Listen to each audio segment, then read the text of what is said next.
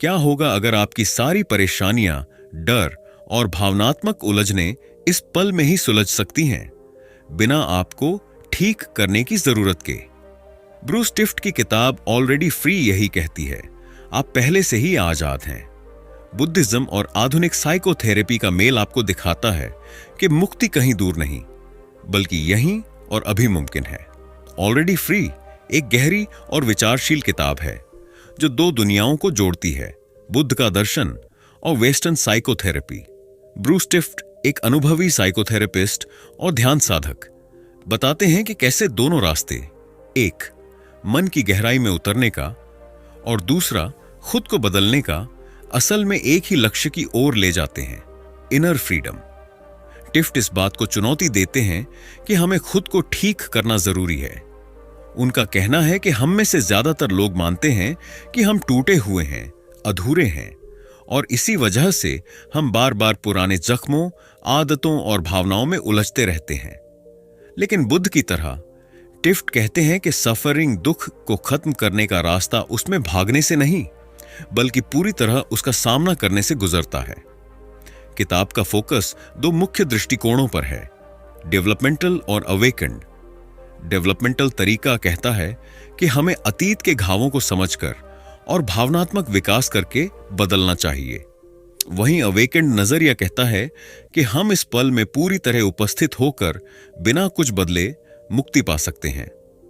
टिफ्ट यह नहीं कहते कि एक रास्ता सही है और दूसरा गलत। वे दोनों को एक साथ लेकर चलते हैं, दिखाते हैं कि कैसे हम अपने रोजमर्रा के संघर्षों को एक गहरी जागरूकता के साथ देख सकते हैं, और इसी जागरूकता में छुपा है सच्चा बदलाव। किताब को डिटेल्स में समझने के लिए हम इस किताब को 7 चैप्टर्स में डिस्कस करने जा रहे हैं। तो चलिए शुरू करते हैं। Chapter 1, the path of conflict. Bruce Tift कहते हैं कि हमारा सबसे बड़ा भ्रम यह है कि दुख से भागकर हम सुखी हो सकते हैं, लेकिन सच्चाई यह है कि दुख से बचने की कोशिश ही हमारे दुख को जड़ से मजबूत करती है। हम जितना अधिक डर, दर्द या असुरक्षा से भागते हैं, उतना ही ज्यादा वे हमें भीतर से पकड़ते हैं। यही संघर्ष का चक्र है। हम तकलीफ से राहत चाहते हैं, पर उसी राहत की चाहत हमें बार बार उसी तकलीफ की ओर वापस धकेलती है। इस अध्याय में टिफ्ट हमें दो नजरियों से परिचित कराते हैं, डेवलपमेंटल और अवेकेंड।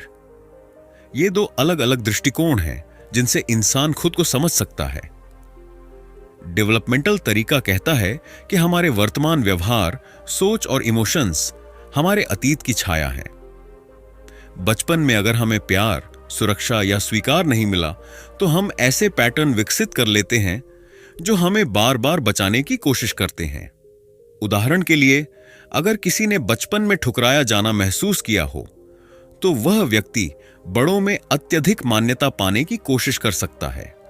इस दृष्टिकोण में टिफ्ट यह मानते हैं कि हमें अपनी भावनात्मक परतों को समझना होगा, अपने पैटर्न्स को पहचानना होगा और धीरे धीरे भावनात्मक रूप से विकसित होना होगा। इसमें थेरेपी, बातचीत, भावनाओं की पहचान और एक सुरक्षित संबंध बहुत काम आते हैं। यहां हीलिंग समय लेता है और यह एक प्रक्रिया है धीरे धीरे खोलने, समझने और बदलने की। लेकिन यह प्रक्रिया भी कभी कभी एक जाल न बन सकती है। हम इतने उलझ सकते हैं ठीक होने की कोशिश में कि कभी यह महसूस ही नहीं कर पाते कि शायद हमें बदलने की जरूरत नहीं, बल्कि सिर्फ खुद को वैसे का वैसा देखने की हिम्मत चाहिए। दूसरा रास्ता है अवेकेंड या जागरूक दृष्टिकोण। यह मूलतः बौद्ध दर्शन से प्रेरित है। इसमें टिफ्ट कहते हैं कि कोई भी भावना, कोई भी अनुभव स्थायी नहीं होता। चाहे वो शर्म हो, डर हो, गुस्सा हो या अकेलापन, हर अनुभव आता है और फिर चला जाता है। यह दृष्टिकोण यह नहीं पूछता कि आपको ऐसा क्यों लग रहा है, बल्कि यह कहता है, क्या आप इसे पूरी तरह महसूस कर सकते हैं अभी और यहीं? यहां कोई जजमेंट नहीं, कोई ठीक करने की कोशिश नहीं, सिर्फ उपस्थिति है, प्योर अवेयरनेस। आप जैसा महसूस कर रहे हैं वैसा ही महसूस करने की आजादी। टिफ्ट इस दृष्टिकोण को एक दूसरे स्तर की सच्चाई कहते हैं। पहली सच्चाई है कि हमें दुख होता है और उसे समझना जरूरी है। दूसरी सच्चाई यह है कि उस दुख के नीचे कुछ भी ठोस नहीं है, वह सिर्फ एक ऊर्जा है, एक चलायमान अनुभव।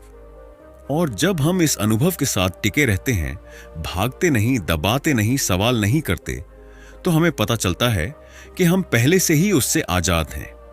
टिफ्ट के अनुसार हमारी रोजमर्रा की जिंदगी में हम लगातार अवॉइडेंस मोड में रहते हैं। हम असुविधा से बचते हैं, फोन स्क्रॉल करते हैं, खाने में डूबते हैं, दूसरों को दोष देते हैं, लेकिन जितना हम भागते हैं उतना ही संघर्ष और गहरा होता है। इसलिए टिफट कहते हैं कि संघर्ष से भागने के बजाय उसे आमंत्रित करना सीखिए। जब कोई भाव, कोई असहज अनुभव आए, उसे जिज्ञासा से देखें, उसके साथ बैठे रहें, उसे महसूस करें। यही है जागरूकता का अभ्यास। यह अभ्यास आसान नहीं है। डर, बेचैनी, शर्म, ये सब भावनाएं तीखी होती हैं, लेकिन अगर हम धीरे धीरे अपने शरीर में इन्हें टिकने की जगह दें, तो हमें अनुभव होता है कि ये भावनाएं हमें खा नहीं जाती, बल्कि साफ कर देती हैं। टिफ्ट बार बार यह कहते हैं कि यह कोई या तो या का मामला नहीं है। हमें एक साथ दोनों रास्तों को अपनाना होगा। कभी हमें अपने ट्रॉमा को समझने की जरूरत होती है और कभी सिर्फ जागरूक होकर अनुभव में टिके रहने की। दोनों साथ चल सकते हैं। दोनों मिलकर एक गहरी हीलिंग और लिबरेशन की ओर ले जाते हैं। पाथ ऑफ कॉन्फ्लिक्ट अध्याय यह सिखाता है कि मुक्ति संघर्ष से नहीं मिलती, बल्कि संघर्ष के बीच रुक जाने से मिलती है। जब हम अपने अनुभवों से भागना बंद करते हैं और उन्हें पूरा महसूस करते हैं, तब हमें पता चलता है कि हम पहले से ही पूरे हैं।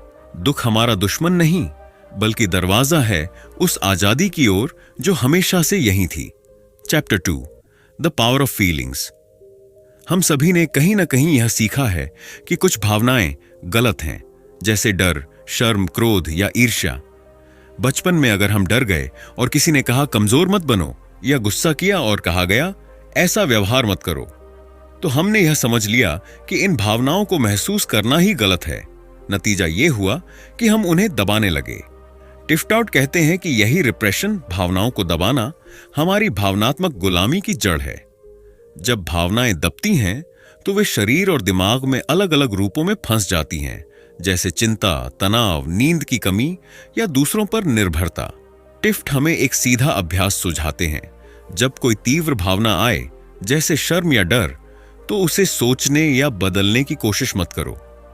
बस कुछ देर के लिए शांत होकर महसूस करो कि यह भावना शरीर में कहां है। क्या वह पेट में है, छाती में भारीपन, सांस में रुकावट? उस जगह पर ध्यान दो और उसे वहीं रहने दो। उदाहरण के तौर पर कल्पना कीजिए कि आपको कोई आलोचना करता है और आपको शर्म महसूस होती है। आमतौर पर आप या तो खुद को डांटने लगते हैं, मुझे ऐसा महसूस नहीं करना चाहिए, या आलोचक पर गुस्सा हो जाते हैं।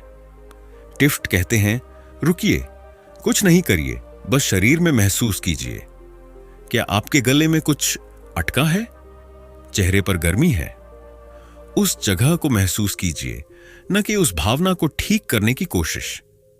यह अभ्यास छोटा लग सकता है, लेकिन यह गहरा ट्रांसफॉर्मेशन शुरू करता है। टिफ्ट बताते हैं कि साइकोथेरेपी का काम है आपको यह समझाना कि आपकी भावनाएं कहां से आ रही हैं। अतीत, ट्रॉमा, संबंध आदि। यह एक जरूरी कदम है, क्योंकि इससे सेल्फ अवेयरनेस बढ़ती है और हम अपने पैटर्न को पहचान पाते हैं। लेकिन केवल समझना काफी नहीं है। यहीं पर बुद्ध का नजरिया मदद करता है। बुद्धिज्म कहता है कि हर भावना क्षणिक, इम्पर्मनेंट है। कोई भी भावना स्थायी नहीं है और कोई भी भावना मैं नहीं है। जैसे जैसे हम वो भावना को बिना चिपके या भगाए देखते हैं, वह भावना खुद ही बदल जाती है। यह अभ्यास हमें सिखाता है कि भावनाएं बस अनुभव हैं, कोई खतरा नहीं। और अगर हम उन्हें पूरी तरह महसूस कर सकते हैं, तो वे हमें धीरे धीरे आजाद कर देती हैं। भावनाएं कमजोर नहीं बनाती, दरअसल उन्हें पूरी तरह महसूस करना ही सच्ची शक्ति है। जब आप डर को महसूस करते हैं बिना उससे भागे, तो आप अपनी उपस्थिति में टिके रहते हैं। जब आप शर्म को महसूस करते हैं बिना खुद को दोष दिए, तो आप खुद से जुड़ने लगते हैं। टिफ्ट कहते हैं कि भावनाओं से जुड़ाव हमारे लिए एक आध्यात्मिक अभ्यास हो सकता है।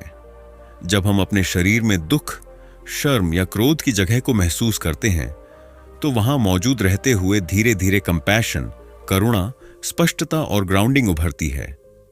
उदाहरण, एक क्लाइंट जिसका नाम हम राहुल मानते हैं, हर बार बॉस की डांट पर बहुत डरा हुआ महसूस करता था।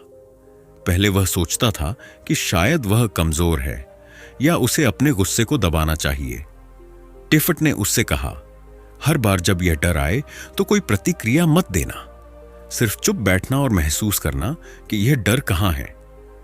कुछ ही हफ्तों में राहुल ने पाया कि डर अब वैसा भारी नहीं लगता था, बल्कि उसी डर के नीचे वह पुराने बचपन के अनुभवों को पहचान सका, जहां उसके पिता की डांट ने यही भाव पैदा किया था। अब वह उस डर से डरता नहीं, बल्कि उससे जुड़ना सीख रहा था। इस अध्याय की सबसे बड़ी सीख यह है, हर भावना एक दरवाजा है जो अगर सही तरह से खोला जाए तो आपको आपकी खुद की आजादी तक ले जा सकता है। टिफ्ट कहते हैं, भावनाओं को कंट्रोल मत करो, उन्हें जानो, उन्हें महसूस करो। जब हम अपने शरीर को एक सुरक्षित जगह बना देते हैं जहां कोई भी भावना आ सकती है, रह सकती है और फिर जा सकती है, तो हम भावनाओं के मालिक नहीं बल्कि उनके साथ चलने वाले साथी बन जाते हैं। और यहीं से शुरू होती है एक नई तरह की आजादी, भीतर से बिना शर्त। Chapter 3, challenging the illusion of control. हम इंसान इसलिए कंट्रोल चाहते हैं क्योंकि हम अनिश्चितता से डरते हैं। भविष्य हमें अंधेरे जैसा लगता है और हम उस अंधेरे में सुरक्षा की टॉर्च जलाना चाहते हैं। तो हम हर चीज को मैनेज करने लगते हैं, लोगों के व्यवहार, अपनी भावनाएं, आने वाले फैसले। टिफ्ट कहते हैं, यह कंट्रोल की कोशिश दरअसल एक तरह का अवॉइडेंस मैकेनिज्म है। हम अपनी असहजता से बचने के लिए परिस्थितियों को ठीक करने में लग जाते हैं। उदाहरण, मान लीजिए कि अनु को जब कोई जवाब नहीं देता तो वह तुरंत बेचैन हो जाती है। वह बार बार सोचती है, क्या मैंने कुछ गलत कहा? कहीं वो मुझसे नाराज तो नहीं? क्या मुझे कुछ और भेजना चाहिए? अनु की बेचैनी दरअसल उस अनिश्चितता से है जो उस जवाब के इंतजार में पैदा हुई है, और वह इस बेचैनी से बचने के लिए कंट्रोल के रास्ते तलाशती है। बात को आगे बढ़ाना, सफाई देना, बार बार चेक करना। टिफ्ट कहते हैं, इस सब का इलाज किसी जवाब में नहीं बल्कि उस बेचैनी के साथ बैठने में है। टिफ्ट इस अध्याय में एक साहसिक बात कहते हैं, अनिश्चितता कोई समस्या नहीं बल्कि सच्चाई है, और अगर हम उससे डरना छोड़ दें तो वह आजादी का जरिया या बन सकती है। बौद्ध दृष्टिकोण से देखा जाए तो हर चीज अनित्य है। हर भावना, हर रिश्ता, हर सोच, हर अनुभव, कुछ भी टिकता नहीं। ऐसे में यह उम्मीद करना कि हम चीजों को फिक्स करके स्थिर रख पाएंगे सिर्फ एक धोखा है। टिफ्ट कहते हैं कि अनिश्चितता को पूरी तरह स्वीकारना और उसमें जीने की आदत बनाना एक शक्तिशाली आध्यात्मिक अभ्यास है। जब हम इस सच्चाई को अपना लेते हैं कि मैं नहीं जानता कि आगे क्या होगा और यही ठीक है, तब मन में एक गहराई से शांति आती है। कंट्रोल छोड़ना सरेंडर नहीं है, यह कायरता नहीं है, बल्कि यह बहुत बड़ा साहस है। कंट्रोल छोड़ना मतलब है इस क्षण में पूरी तरह उपस्थित रहना, चाहे वह क्षण जैसा भी हो। यह एक तरह से अपने डर के साथ चलने जैसा है। टिफ्ट इसे living on the edge of what we know कहते हैं, हमारे अनुभव के किनारे पर जीना। यहीं पर जिंदगी सबसे प्रामाणिक, सबसे जीवंत बनती है। यहां भी टिफ्ट दोनों दृष्टिकोणों, डेवलपमेंटल और अवेकेंड को संतुलित करके देखते हैं। डेवलपमेंटल साइकोथेरेपी यह समझने में मदद करती है कि कंट्रोल की चाहत कहां से आई, किस ट्रॉमा, किस बचपन की असुरक्षा, किस अनुभव ने हमें सिखाया कि हम तभी सुरक्षित हैं जब सब कुछ हमारी पकड़ में हो। वहीं अवेकेंड दृष्टिकोण हमें सिखाता है कि अब उस कंट्रोल को छोड़ना संभव है। जागरूकता के साथ हम हर पल में उपस्थित हो सकते हैं, बिना यह जाने कि आगे क्या होगा, और फिर भी सुरक्षित महसूस कर सकते हैं। टिफ्ट इस अध्याय में एक छोटा प्रयोग सुझाते हैं। किसी एक छोटी स्थिति को लें, जैसे ट्रैफिक में फंसना, किसी से जवाब न आना, कोई अनिश्चित योजना। फिर खुद से पूछें, क्या मैं इस पर कंट्रोल चाहता हूं? अगर हां, तो कैसा शरीर में महसूस होता है यह कंट्रोल करने की कोशिश?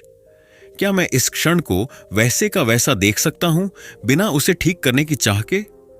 जब हम इसे बार बार करते हैं तो यह आदत बनती है, और धीरे धीरे हमें अनुभव होता है कि कंट्रोल छोड़े बिना भी हम टूटते नहीं हैं। बल्कि और मजबूत हो जाते हैं। Challenging the illusion of control अध्याय हमें यह सिखाता है कि जिंदगी को कंट्रोल करने की कोशिश बंद करना हार नहीं है, बल्कि यही असली जीत है। जब हम इस सच्चाई को स्वीकार करते हैं कि कुछ भी निश्चित नहीं और फिर भी सब ठीक है, तब हमारे भीतर एक ऐसी जगह बनती है जो शांत, खुली और आजाद है। टिफ्ट कहते हैं, कंट्रोल की आदत गुलामी है, जबकि अनिश्चितता की स्वीकृति मुक्ति है। Chapter 4, intimacy and relationship as practice. Bruce Tift मानते हैं कि इंसानी रिश्ते सिर्फ भावनात्मक समर्थन का जरिया नहीं है, बल्कि आध्यात्मिक और मानसिक विकास का सबसे बड़ा मैदान है।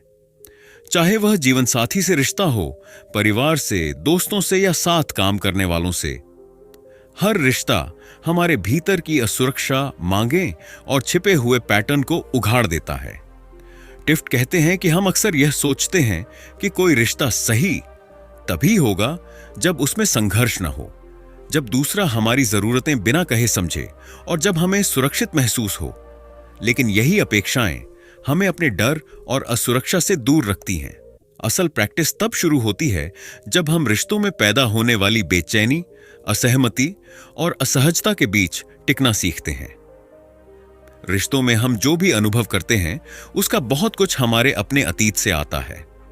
उदाहरण के लिए, अगर किसी का बचपन अस्वीकार और उपेक्षा में बीता हो, तो वह व्यक्ति हर रिश्ते में यही उम्मीद करता है कि सामने वाला भी उसे छोड़ देगा। फिर चाहे वह व्यक्ति कितना भी स्नेही क्यों ना हो, उस डर की परछाई बार बार रिश्ते को प्रभावित करती है। इसे टिफ्ट प्रोजेक्शन कहते हैं। हम अपने अंदर के पुराने जख्मों, डर और उम्मीदों को दूसरों पर डालते हैं, और फिर जब चीजें हमारी कल्पना के अनुसार नहीं चलती, तो हमें लगता है कि दूसरा व्यक्ति गलत है, रिश्ता गलत है या हम खुद गलत हैं।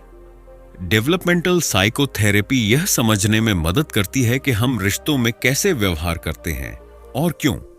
हमारे रिपीट होने वाले पैटर्न, जैसे हर बार नाराज होकर खुद को अलग कर लेना या जरूरत से ज्यादा समझौता करना, किस जीवन अनुभव की उपज है।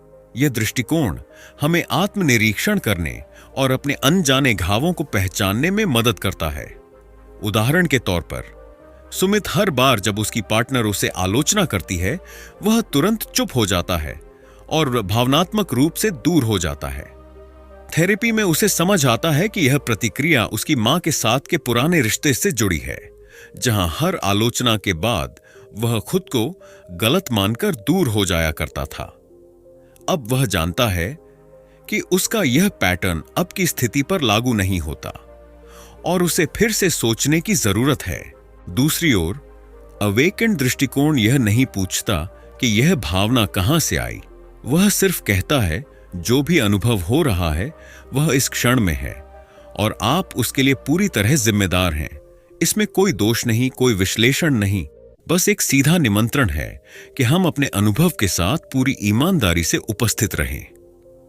यह कहता है कि हम अपने पार्टनर को बदलने की कोशिश बंद करें और खुद यह देखें कि हम अब भी कैसा महसूस कर रहे हैं। क्या हम अपने डर, शर्म या क्रोध के साथ बैठ सकते हैं बिना प्रतिक्रिया दिए? टिफ्ट बार बार इस बात पर जोर देते हैं कि रिश्तों में संघर्ष होना खराब नहीं है।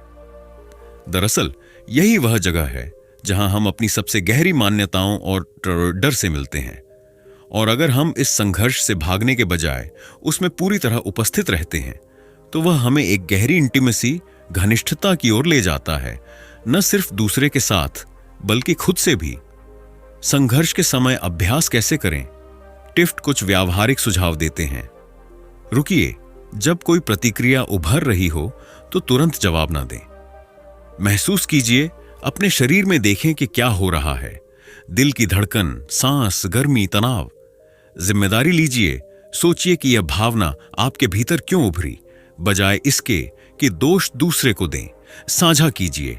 जब आप शांत हो जाएं, तब खुलकर बातचीत करें कि आपने क्या अनुभव किया, बिना आरोप के।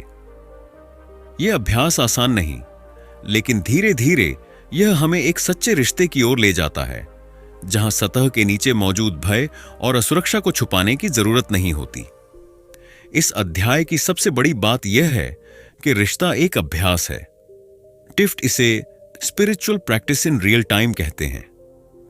यह कोई ऐसा क्षेत्र नहीं जहां हमें केवल खुशी मिले, बल्कि ऐसा मैदान है जहां हम अपने भीतर की सच्चाई से मिलते हैं, उस डर से, उस चाहत से, उस चोट से जो हम अक्सर छुपाते हैं। और जब हम उन सब के साथ टिके रहना सीखते हैं, बिना लड़ाई, बिना भागे, तो रिश्ता सिर्फ रिश्ता नहीं रह जाता, वह एक मुक्ति का मार्ग बन जाता है। Chapter 5, working with anxiety. क्या होगा अगर मैं कहूं कि आपकी चिंता ही आपका सबसे बड़ा गिफ्ट है? हां, आपने सही सुना। एंजाइटी को ठीक करने की जरूरत नहीं, बस उसे जीने की हिम्मत चाहिए। चिंता यानी एंजाइटी आज की सबसे आम, सबसे चुपचाप फैलती मानसिक स्थिति। हर दिन हर इंसान किसी न किसी रूप में इसका सामना करता है। कल क्या होगा, लोग क्या सोचेंगे, मैं फेल ना हो जाऊं, सब कुछ मेरे कंट्रोल में रहे। हम सोचते हैं कि चिंता एक बीमारी है, कुछ ऐसा जिसे ठीक करना जरूरी है। लेकिन ब्रूस टिफ्ट इस अध्याय में एक क्रांतिकारी बात कहते हैं। Anxiety is not the enemy, avoiding it is. यानी चिंता समस्या नहीं है, उससे भागना समस्या है। क्या है एंजाइटी की असल सच्चाई? टिफ्ट कहते हैं कि एंजाइटी दरअसल एक ऊर्जा है, एक रॉ इमोशनल चार्ज। यह हमारी चेतना को खींचने वाली ताकत है जो हमें जगा सकती है अगर हम इससे भागे नहीं। पर हुआ उल्टा, हम इसे मैनेज करने लगते हैं। Meditation apps, self help videos, गहरी सांसें, एफर्मेशंस, ये सब काम करते हैं, पर अस्थायी रूप से। क्यों? क्योंकि हम एंजाइटी को दबाते हैं, समझते नहीं। इस अध्याय की जान है यह line, anxiety is the energy of awakening. कल्पना कीजिए, आपके अंदर जो बेचैनी है, जो खिंचाव है, वह दरअसल आपको अब भी के पल में खींच रही है। उसी में स्पष्टता है, उसी में उपस्थिति है। टिफ्ट कहते हैं, जब आप उस चिंता से दूर नहीं भागते, जब आप उससे जुड़ते हैं पूरे शरीर से, बिना किसी कहानी के, तब वह डर एक दरवाजा बन जाता है। अब यहां दो रास्ते हैं। डेवलपमेंटल अप्रोच, थेरेपी की तरह आप चिंता को समझते हैं, यह कहां से आ रही है, बचपन का कोई डर, कोई रिश्ता मुद्दा। यह तरीका बहुत मददगार है क्योंकि यह आपको कंटेक्स्ट देता है। जैसे ही आप इससे जुड़ते हैं, आपकी सांस तेज होती है, सीना भारी लगता है, गला सूखता है, तो आप डर से ऊपर उठते हैं। आप उसमें डूबते नहीं, उसे देखते हैं। मान लीजिए आप इंटरव्यू देने जा रहे हैं, पेट में मरोड़ है, हाथ ठंडे पड़ रहे हैं, दिल तेज धड़क रहा है। आमतौर पर आप सोचते हैं, मुझे शांत होना चाहिए, यह चिंता मेरी परफॉर्मेंस खराब कर देगी। अब टिफ्ट की प्रैक्टिस करें, रुकें, किसी शांत जगह पर खड़े हों या बैठें, अपनी सांस को महसूस करें, उसे ठीक मत करें। अपने शरीर में इस एंजाइटी को ढूंढें। क्या यह गले में है, पेट में, दिल में? उस जगह पर पूरा ध्यान टिकाएं, कुछ मत सोचिए, सिर्फ महसूस कीजिए। आप देखेंगे वो ऊर्जा धीरे धीरे बदल रही है। वो डर अब पैनिक्ड एनर्जी नहीं, बल्कि प्योर अलर्टनेस बन चुका है। टिफ्ट कहते हैं, what we resist persists, what we feel fully transforms. यानी जितना आप एंजाइटी से लड़ेंगे, वह उतनी बढ़ेगी। जैसे ही आप उसे पूरी तरह महसूस करते हैं, बिना लेबल, बिना जजमेंट के, वह आपकी टीचर बन जाती है। क्या मिलेगा एंजाइटी को अपनाने से? अंदर से शांति जो बाहर की परिस्थिति से नहीं हिलती, एक जागृत उपस्थिति जहां आप जो हैं, जैसे हैं, वैसे ही ठीक हैं। और सबसे बड़ी बात, अपने डर से दोस्ती। एंजाइटी से भागो नहीं, उसे गले लगाओ, क्योंकि हो सकता है वही रास्ता आपको खुद तक ले जाए। अगर अगली बार चिंता आए तो खुद से मत लड़ना, बस बैठो, महसूस करो और देखो कि उसमें क्या छिपा है। हो सकता है वही तुम्हारी आजादी की पहली झलक हो। Chapter 6, freedom is not comfortable. जब हम मुक्ति या आजादी की बात करते हैं तो हमारे दिमाग में जो पहली छवि बनती है वह है शांति, सुकून, हल्कापन और एक किस्म की मानसिक राहत। लेकिन ब्रूस टिफ्ट इस अध्याय में कहते हैं कि यह छवि पूरी तरह गलत नहीं तो अधूरी जरूर है। असल आजादी आरामदेह नहीं होती। यह लाइन सुनते ही भीतर कुछ हिलता है, क्योंकि यह हमारे कल्पनाओं के विपरीत जाती है। लेकिन यही अध्याय का असल सार है। मुक्ति कोई गुलाबों की सेज नहीं, बल्कि सच्चाई की आग से गुजरना है। टिफ्ट कहते हैं कि हम में से ज्यादातर लोग मुक्ति को एक तरह के फाइनल पीस की तरह देखते हैं, जैसे कि एक बार हम जागृत हो जाएं तो सारी तकलीफें खत्म हो जाएंगी। लेकिन वे साफ कहते हैं, freedom doesn't mean you feel better, it means you are more real.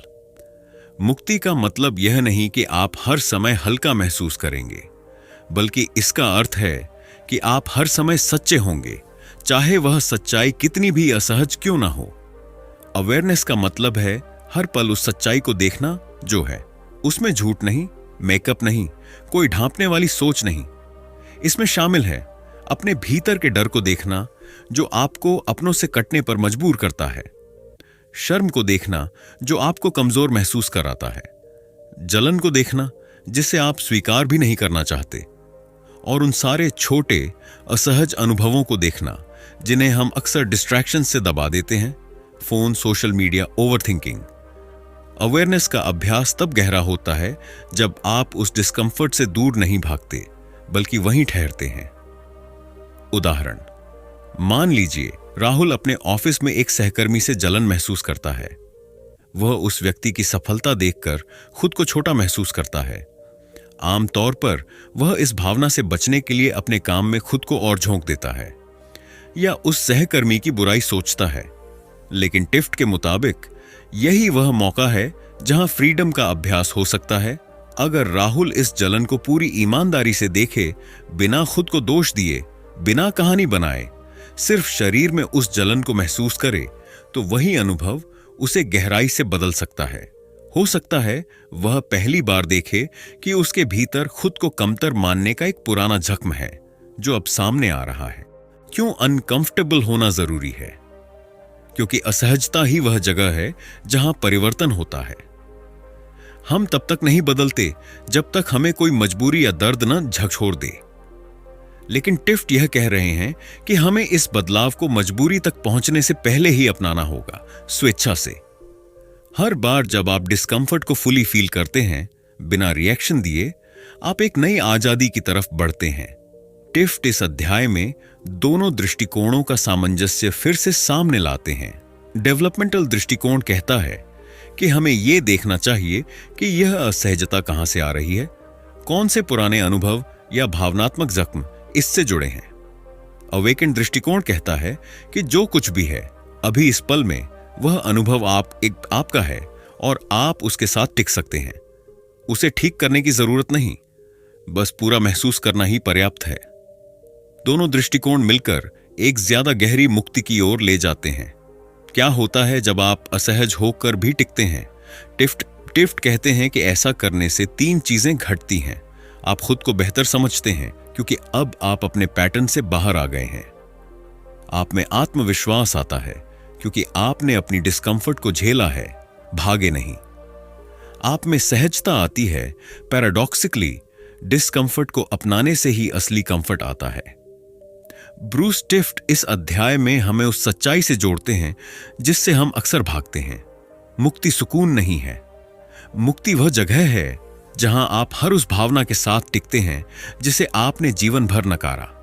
और जब आप यह अभ्यास रोज करते हैं, छोटे छोटे असहज अनुभवों के साथ टिकना सीखते हैं, तो आपको एहसास होता है, मैं इस पल में जो भी हूं, जैसा भी महसूस कर रहा हूं, वही मेरी आजादी है और मैं इससे भागना नहीं चाहता। Chapter 7 already free. ब्रूस टिफ्ट इस अध्याय में वो बात कहते हैं जिसे सुनकर दिमाग थोड़ी देर के लिए रुकता है, क्योंकि यह हमारी सारी जानी पहचानी सोच को हिला देती है। हम मानते हैं कि आजादी कोई उपलब्धि है जो हमें तब मिलेगी जब हमारा ट्रॉमा ठीक हो जाएगा, हमारे रिश्ते संतुलित हो जाएंगे, हम अच्छे इंसान बन जाएंगे या हमारा मन शांत हो जाएगा। लेकिन टिफ्ट कहते हैं ऐसा कुछ भी नहीं होना जरूरी नहीं है, क्योंकि आप अभी इसी क्षण जैसे हैं पूरे हैं। क्या है ऑलरेडी फ्री का मतलब?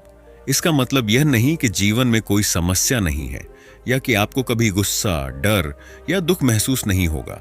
इसका मतलब यह है कि इन सब के बावजूद आप जिस तरह हैं उसी में पूर्णता है।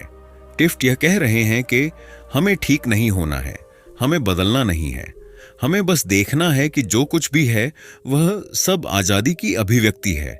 डर, शर्म, क्रोध, बेचैनी, ये सभी भी चेतना के अनुभव हैं, और चूंकि चेतना ही मुक्ति है तो ये अनुभव भी मुक्ति के अंदर ही आते हैं। हम अक्सर सोचते हैं कि मैं कोई ठोस स्थायी चीज है जो लगातार सब कुछ अनुभव कर रही है, लेकिन टिफ्ट कहते हैं कि मैं भी बस एक अनुभव है जो समय समय पर बदलता रहता है।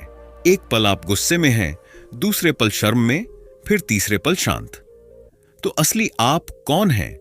यही वह सवाल है जो आपको गहराई से झकझोरता है। और अगर आप इस बदलाव को स्वीकार कर लें, अगर आप यह मान लें कि कोई स्थायी मैं है ही नहीं, तो आप देखेंगे कि आप हर पल नया बन रहे हैं।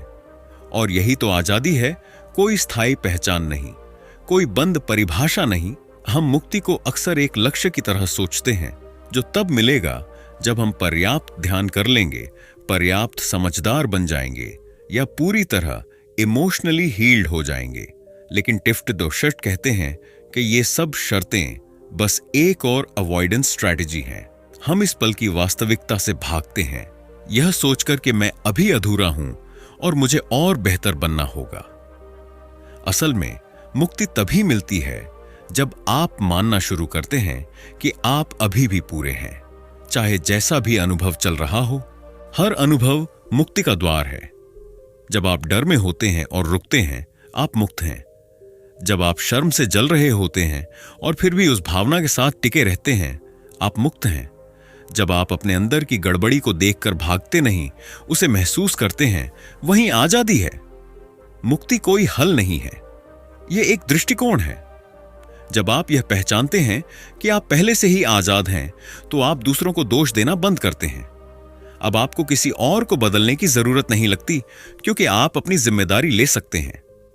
टिफ्ट इसे रेडिकल रिस्पॉन्सिबिलिटी कहते हैं। अब हर पल, हर भावना, हर प्रतिक्रिया आपके अभ्यास का हिस्सा बन जाती है। ब्रूस टिफ्ट इस अंतिम अध्याय में यह ताकतवर संदेश देते हैं, there is no path to freedom, freedom is the path. आप जो हैं, जहां हैं, जैसे भी महसूस कर रहे हैं, वहीं से शुरू कीजिए। कोई मंजिल नहीं, कोई चेकलिस्ट नहीं, बस यह जानना कि आप पहले से ही पूरे हैं, और यहीं इसी अवेयरनेस में आजादी मौजूद है। तो दोस्तों, ऑलरेडी फ्री का सबसे गहरा और जरूरी संदेश यही है, हम पहले से ही आजाद हैं। हमें खुद को बदलने की जरूरत नहीं है ताकि हम अच्छे बन सकें। हमें किसी परफेक्ट वर्जन की तलाश नहीं करनी चाहिए। ब्रूस टिफ्ट कहते हैं कि हमारी एंजाइटी, डर, गुस्सा, ये सब जीवन का हिस्सा है। इन्हें दूर करना सॉल्यूशन नहीं है, बल्कि इन्हें पूरी अवेयरनेस और कंपैशन के साथ देखना ही असली आजादी है। उन्होंने एक पावरफुल कॉन्सेप्ट इंट्रोड्यूस किया, freedom is not something to be achieved, it's something to be recognised. मतलब आजादी कोई डिस्टेंट गोल नहीं है जिसे हम भविष्य में हासिल करेंगे, बल्कि यह तो यही है, इसी पल में। बस हम उसे देख नहीं पा रहे क्योंकि हम हमेशा अपने अनुभवों से भाग रहे हैं। टिफ्ट हमें सिखाते हैं कि जब हम अपने डर, शर्म और दुख को पूरी ईमानदारी से महसूस करते हैं, बिना उसे बदले या दबाए, तभी हम सच में इमोशनली मैच्योर होते हैं। तो आखिर में सवाल यह नहीं है कि मैं कब आजाद होऊंगा, बल्कि सवाल यह है, क्या मैं अभी इस पल में उस आजादी को देख सकता हूं जिसे मैं इतने सालों से खोज रहा हूं। ऑलरेडी फ्री हमें याद दिलाती है कि थेरेपी का अल्टीमेट गोल खुद को बदलना नहीं, बल्कि खुद को पूरी तरह अपनाना है। अगर आपको यह समरी पसंद आई हो तो लाइक जरूर करें, चैनल को सब्सक्राइब करें और कमेंट में बताइए कि आपके लिए असली आजादी का मतलब क्या है। मिलते हैं अगली वीडियो में एक और जबरदस्त किताब के साथ।